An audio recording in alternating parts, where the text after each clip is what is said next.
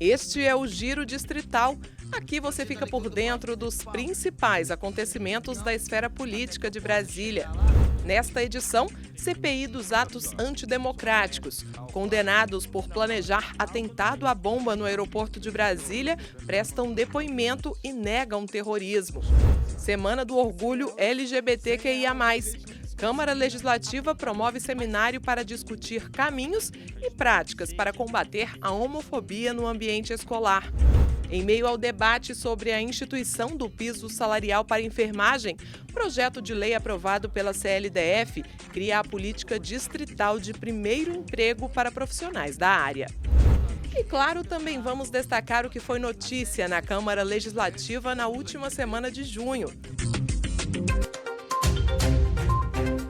A Câmara Legislativa fechou o primeiro semestre de 2023 com uma semana repleta de deliberações.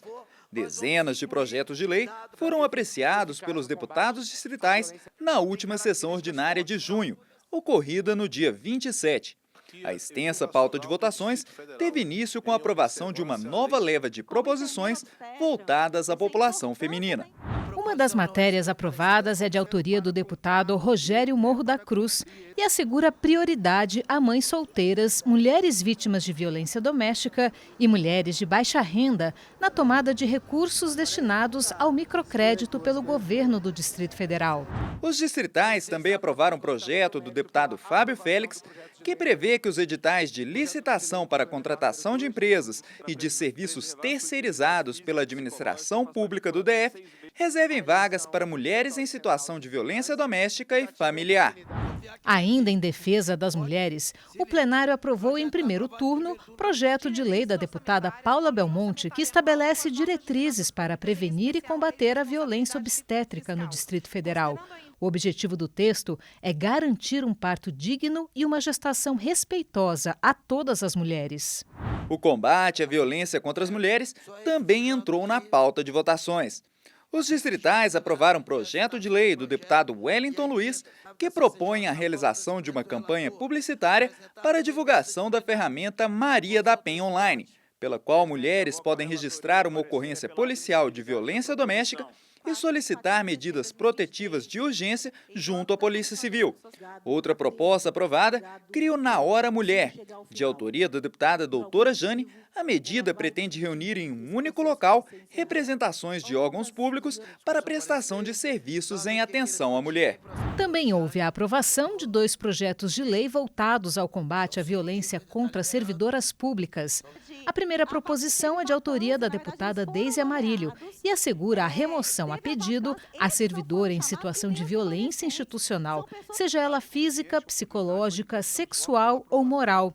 Os parlamentares também aprovaram proposta do deputado Gabriel Magno, que assegura o afastamento das atividades por até 6 meses às servidoras vítimas de violência doméstica e familiar amparadas por medida protetiva. Os projetos voltados à educação também tiveram destaque na pauta de votações.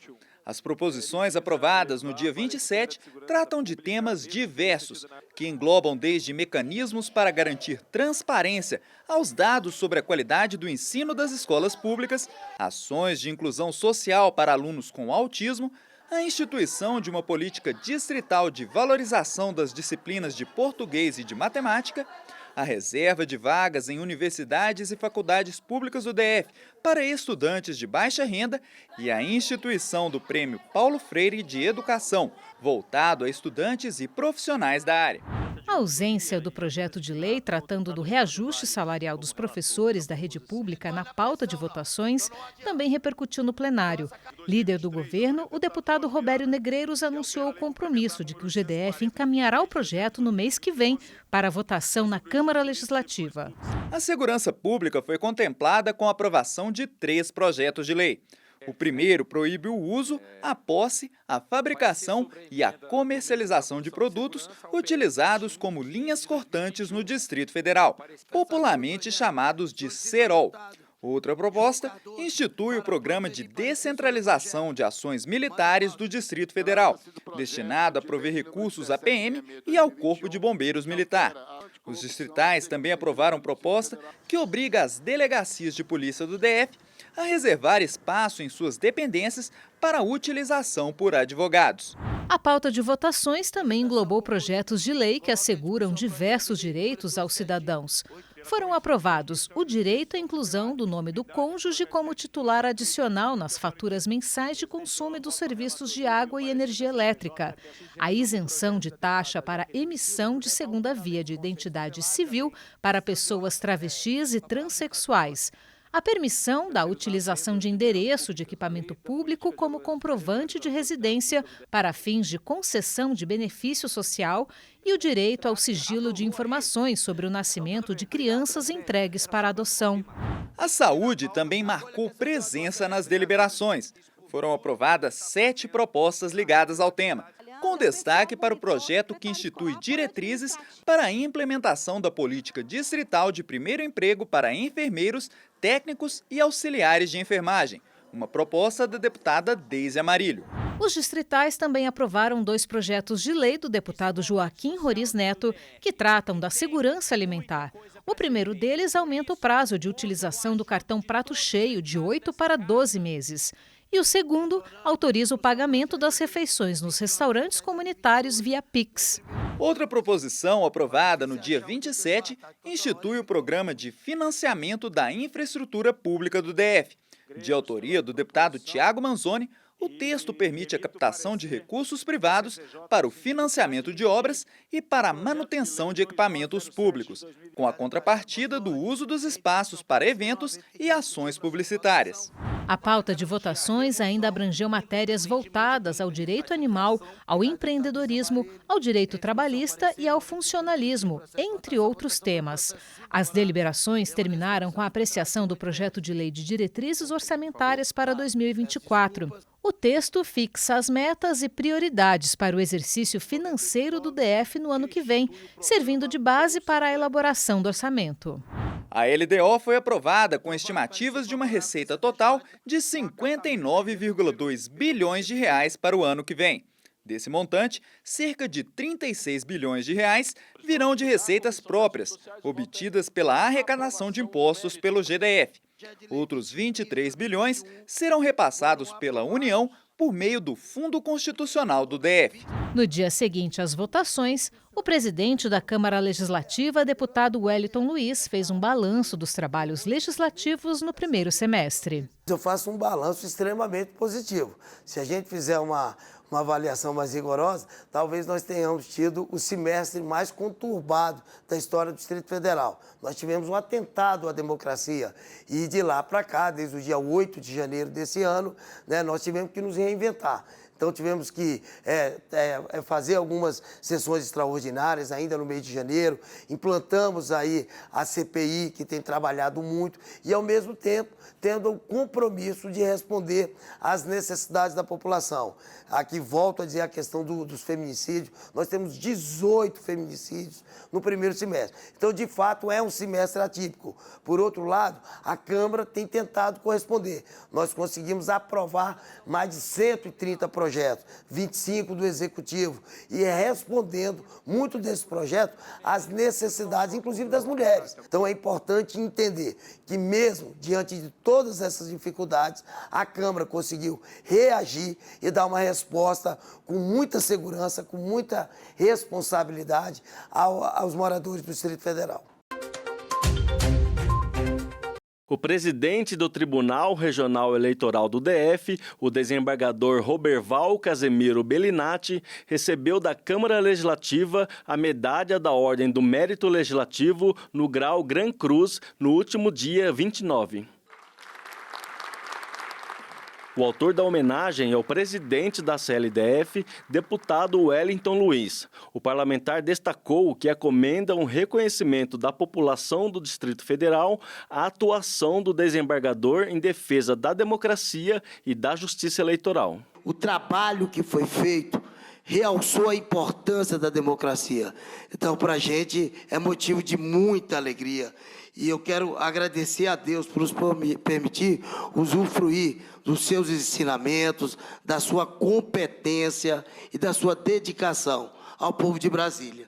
Porque se essa democracia hoje tem resultados latentes, tem as mãos do seu trabalho e de toda a sua equipe, sobretudo da sua família, que nos empresta aí ao Senhor todos os dias para que possa se dedicar à nossa população. Esta medalha é realmente digna de ser recebida por ele. É uma honraria muito grande desta casa, mas também foi indicado para o homem certo, no momento certo. O desembargador agradeceu a condecoração da CLDF e estendeu a homenagem a todas as pessoas que participaram do processo eleitoral.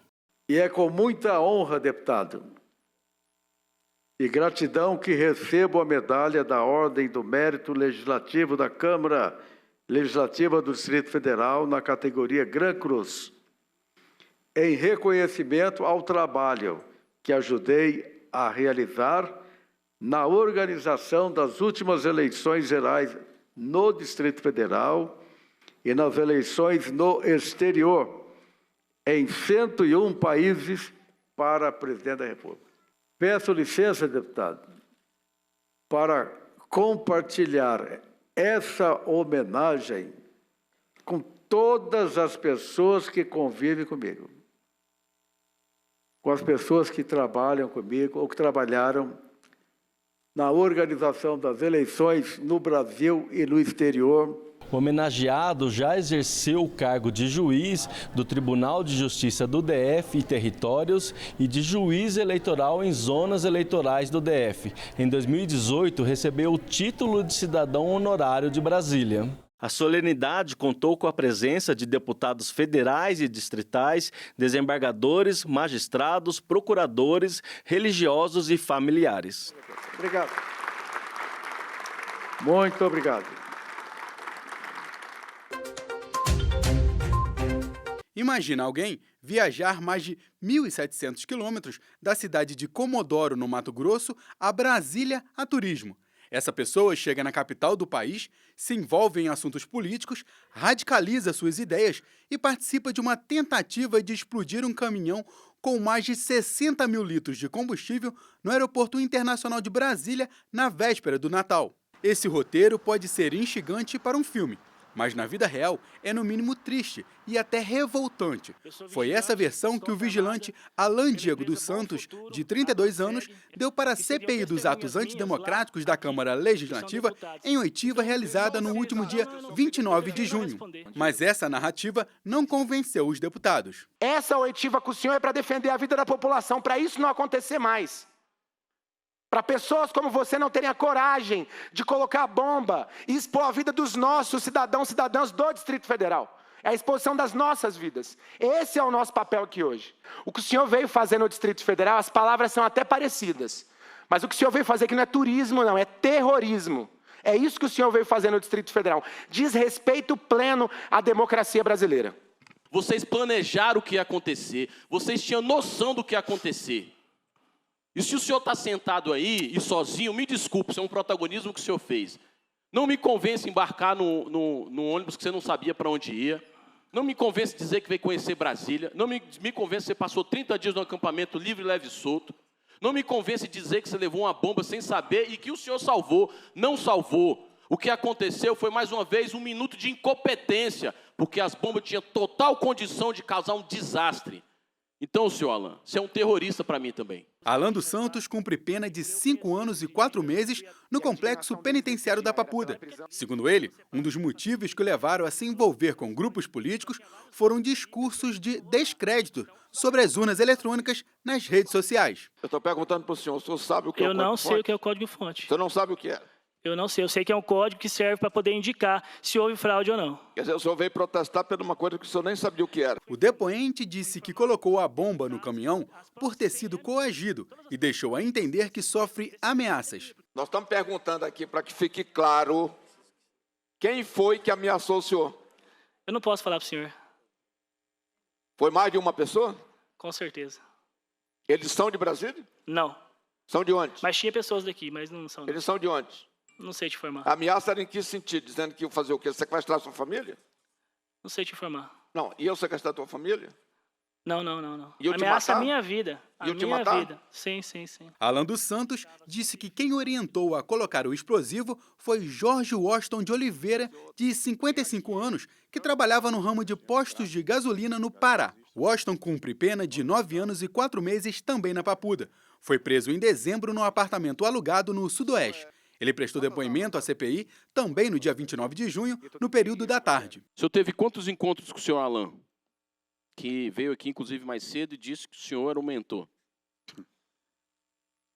Se eu tive 5 contatos com ele, ele passando por mim, entrando em locais onde eu estava, foi, acho, por aí, nessa faixa. E esses 5 foi suficiente para vocês juntos definirem o que seria feito no dia 24?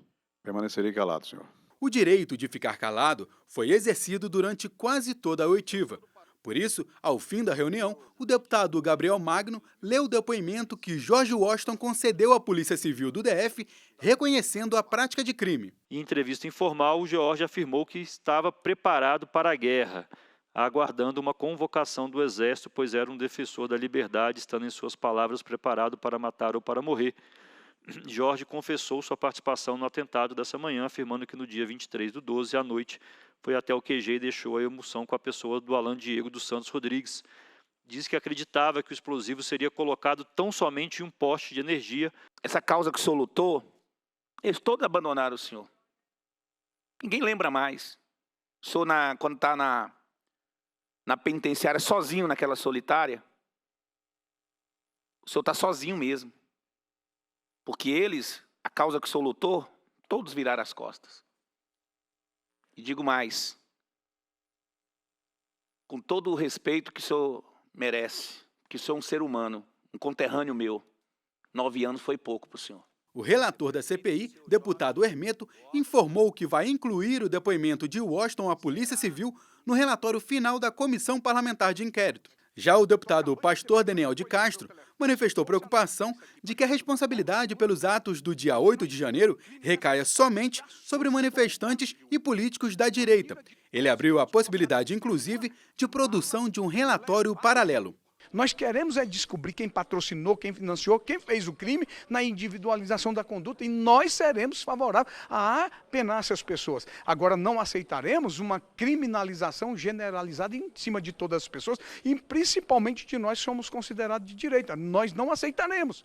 E nós temos um pacto entre nós. Se porventura vir um relatório desse jeito, nós rejeitaremos esse relatório e, se necessário for, nós apresentaremos um relatório alternativo. Nós iremos brigar com a verdade nessa casa, não com narrativa. A CPI faz uma pausa no mês de julho e volta em agosto, quando estão previstos os depoimentos do ex-secretário de Segurança Pública do DF, Anderson Torres, e do tenente-coronel Mauro Cid, que foi ajudante de ordens da Presidência da República. É sagrado. Sempre que Gilcimar vem de Portugal para passar férias, ele aproveita os dias de folga para rever os amigos dos tempos de colégio. Quem vê as fotos não imagina que, para ele, a escola também foi sinônimo de bullying durante muitos anos. Culpa do preconceito, sentimento que fez Gilcimar entender na pele o significado da palavra homofobia. Eu já tive professor que me deu carona para casa N vezes por conta que havia alunos que me esperavam fora da escola para bater em mim ou para me perseguir. Tive situações em que foram de constrangimento ou também de agressões, não só verbais, mas também físicas. Já teve vezes que eu fui trancado em sala de aula, em que minha mãe teve que ir à minha busca na escola para que eu pudesse voltar para casa, né? O deputado distrital Fábio Félix lembra bem dessa vivência escolar, cheia de preconceito e discriminação por causa da sua orientação sexual. Eu tive uma vivência muito difícil também na escola. Muita gente fala, eu vejo assim, alguns amigos, especialmente amigos heterossexuais, sempre lembram da escola, né? Nossa, a escola foi maravilhosa para mim. Eu tenho o grupo do 3º ano, o grupo do ensino médio até hoje. As pessoas se reuniram. E eu não tenho essa vivência. Eu mudei de escola várias vezes, porque a escola sempre foi um espaço onde eu não me sentia bem, onde eu era vítima de brincadeira, de chacota, de violência física, algumas vezes, de apelidos dos piores possíveis. Faltam pesquisas mais atualizadas para apontar os reais desafios e prejuízos do bullying escolar quando o assunto é homofobia. Mas na pesquisa nacional sobre o ambiente educacional no Brasil, realizada em 2016, 73% dos estudantes que se identificavam como LGBTQIA+, disseram já terem sido agredidos verbalmente e 36% fisicamente. Um cenário que causa violência e também um alto grau de evasão escolar daqueles que não se sentem acolhidos em um ambiente que deveria ser de respeito e aprendizado. No mês em que se comemora o orgulho da população LGBTQIA+, a Câmara Legislativa promoveu um importante encontro para debater essa questão. O seminário LGBTQIA+, Escola de Todas as Cores, promovido pelo gabinete do deputado Fábio Félix, reuniu educadores, estudantes, ativistas e diversos representantes no auditório da casa. Durante o evento, os participantes ressaltaram a importância de que legislações já existentes sejam colocadas em prática, como a que permite o uso de banheiros por identidade de gênero e o uso do nome social nos sistemas escolares. A diretora da Gerência de Educação em Direitos Humanos e Diversidade da Secretaria de Educação do DF afirmou que o governo tem trabalhado no sentido de promover uma escola mais inclusiva. Nossas escolas, e sobretudo as escolas de ensino público, elas são um mundo que reproduz o que a sociedade é lá fora. Então é muito importante a gente educar os nossos adolescentes, os nossos jovens, as nossas crianças para o respeito à diversidade, o respeito ao outro. Os participantes defenderam medidas importantes, como a formação continuada para professores em questões relacionadas à diversidade. O estudante Andrei Nascimento preside o Grêmio em uma escola militarizada do DF. Assumidamente homossexual, ele defende o protagonismo dos alunos. A gente conseguiu perceber o quanto que os alunos se sentiram mais confortáveis em ter um espaço de estudantes para conversar, de estudante para estudante, porque uma coisa é eu ir lá no disciplinário conversar com o militar, outra coisa é eu ir lá na direção pedagógica e conversar com o professor. Outra coisa é ir na sala do Grêmio Estudantil para conversar com o estudante. Os palestrantes destacaram a importância de se falar sobre diversidade dentro do ambiente escolar, como forma de combater o preconceito.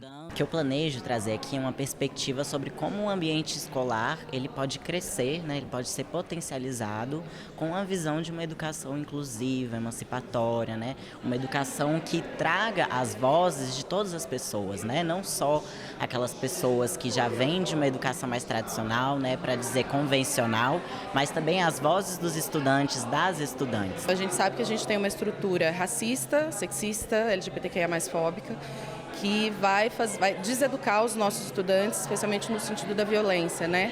E aí a escola, enquanto espaço de transformação, enquanto espaço de transgressão mesmo, no acolhimento dessas diversidades, eu acho que é uma possibilidade revolucionária de nós nos inscrevermos assim, de uma outra forma no mundo. Infelizmente hoje, com a difusão do preconceito, da discriminação, muitos adolescentes se sentem à vontade para cometer violência contra a população LGBTQIA+, no âmbito da escola. Isso acaba afastando a população LGBT da educação formal, isso tem impactos na empregabilidade, precarização da vida. Então é importante que haja um ambiente de reflexão, um ambiente de proteção no campo escolar. E essa discussão tem que acontecer, nós vamos enfrentar essa discussão na escola. A discussão de sexualidade, de gênero, de diversidade, não para tornar ninguém algo que a pessoa não seja, mas para gerar, de fato, um espaço de acolhimento e proteção.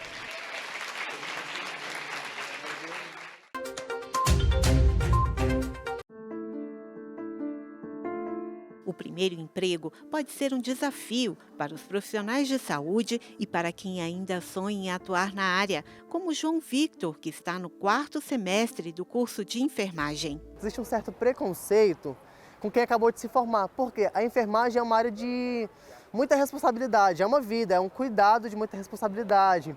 Então, entre contratar eu, que me formei agora, e alguém que já está no mercado, que já está formado, já tem experiência, já trabalhou outras vezes, eles vão optar por contratar uma pessoa que já tem experiência, que já está formada há mais tempo.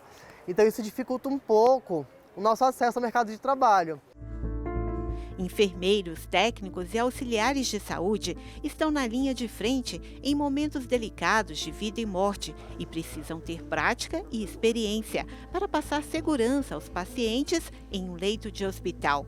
Júlia está há 1 ano e meio de se formar e entende que é fundamental facilitar o acesso ao mercado de trabalho para quem está começando. Nessa área de saúde a gente está lidando com o cuidar, né? A gente está cuidando de pessoas, então a gente tem uma responsabilidade muito grande. Então qualquer errinho besta, entre aspas, pode acarretar numa consequência muito grande para uma pessoa, né? Então acaba realmente dificultando isso das empresas ou hospitais, enfim, quererem contratar pessoas recém-formadas. Um projeto de lei em tramitação na Câmara Legislativa cria a política distrital do primeiro emprego para enfermeiros, técnicos e auxiliares. A proposta, de autoria da deputada distrital Deise Amarilho, tem os objetivos de inserir os profissionais no mercado de trabalho e capacitar quem está começando a atuar na área. É um projeto muito bonito que vai trazer uma resolução para quem está, por exemplo, formado há muito tempo e não conseguiu uma oportunidade de entrar no mercado de trabalho. Isso atende não só a categoria, mas atende a demanda do Distrito Federal, no sentido que nós vamos ter pessoas mais qualificadas. A discussão sobre a política distrital para o primeiro emprego vem em um momento delicado para os profissionais de enfermagem. Enfermeiros de todo o país se reuniram em Brasília no último dia 28 para reivindicar um piso salarial para a categoria. É uma luta para que a gente tenha um mínimo de dignidade e a gente possa, inclusive, fazer uma assistência com mais segurança. Porque são profissionais que, para conseguir sobreviver, trabalham em 2, 3 empregos. É uma luta muito legítima, foi um país que mais morreu em enfermagem no mundo. E é uma luta que nós estamos fazendo para ganhar um pouco melhor, que não é muito, não. O deputado distrital Jorge Viana é presidente da Comissão de Saúde da UNALI, entidade que representa todos os parlamentares estaduais e distritais do país. O parlamentar defende a urgência de se implantar o piso salarial nacional. A média salarial de enfermeiro no nível do Brasil é em torno de R$ 1.000, R$ 1.500. Do técnico de enfermagem, em torno de R$ 900 por mês. Uma pessoa que tem a vida literalmente de pessoas nas mãos. Então, ajudar a enfermagem é ajudar numa melhor assistência para a população. São quase 3 milhões de profissionais, entre auxiliares, técnicos, parteiras e enfermeiros. A Lei 14.434 de 2022 estabelece o piso salarial nacional. O piso do enfermeiro é fixado em R$ 4.750 e serve de parâmetro para o salário dos outros profissionais. A lei chegou a ser suspensa pelo Supremo Tribunal Federal. Entre os pontos de discussão estão a origem dos recursos para os pagamentos dos profissionais e o impacto para os gastos públicos e os riscos de demissões. O piso ele veio para unificar essa distinção que havia. Ele veio para trazer principalmente justiça com todos os profissionais de enfermagem do país inteiro, porque tem estado que paga menos de um salário mínimo em concurso para um profissional de enfermagem e tem estado que paga superior a um salário mínimo ou a um valor bem superior a isso. Então, o piso ele veio unificar e trazer principalmente essa dignidade para o profissional. A gente está há 30 anos querendo só salário digno. A gente trabalha em 2 empregos, 3 empregos, com carga horária exaustiva. Os enfermeiros que fazem carga horária de 60, 72 horas, que é muito mais do que uma especialização, muito mais que uma residência. Então isso cansa, o paciente ele entra em risco. A gente merece o piso porque é justo, né? A gente cuida da vida desde o dia que nasce até o dia que morre e não tem direito a um piso. Estudantes como Júlia e João Victor precisam passar pelo menos 5 anos na universidade para se formar, além de estágio e residência. A crise salarial existente aqui passa longe de países como a Alemanha, que está contratando enfermeiros brasileiros por meio de um acordo com o Conselho Federal de Enfermagem. Os selecionados têm direito à bolsa de estudos para aprender alemão e salários em euros. Júlia já sonha com uma oportunidade. Isso é incrível, né? Isso aí para a Alemanha, conhecer novas formas de trabalho, novos métodos de trabalho, né? E para depois voltar para o Brasil, você acaba conseguindo implementar uma coisa que você aprendeu lá, você consegue ajudar até mesmo o Brasil, melhorando o sistema de saúde daqui. Então, assim, é incrível. Eu ia gostar muito de ir para a Alemanha.